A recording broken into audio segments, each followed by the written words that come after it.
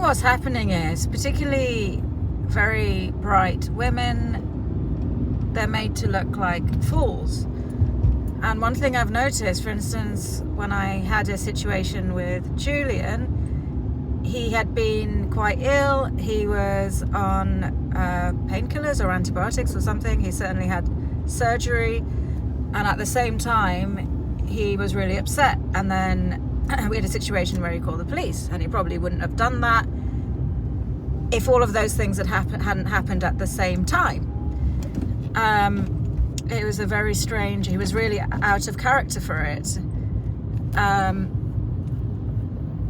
He felt really under the weather. He himself was feeling very vulnerable. He had just had a major operation. And similarly, say if you're somebody who's just had a baby, you might even be on some medication yourself.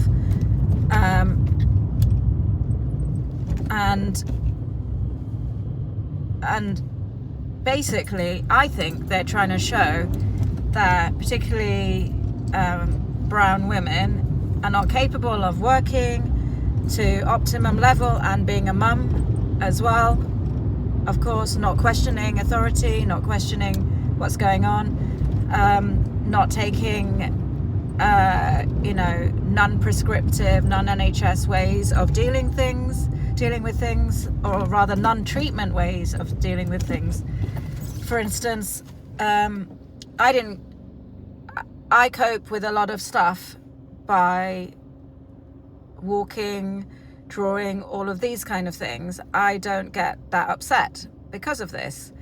I do art, I do naked vlogging, I'm very expressive. I do all of that kind of stuff, and I have for a long time. I'm in, I've said before, I'm in certain circles where we have costume designers. A friend of mine, Rachel, who I did a research, we all got research funding at the same time, and she does costume design for Hollywood. She does it for June. I'll interview her actually, and she actually said, why don't I do costume design as well for movies through her contacts? We could be in the same team.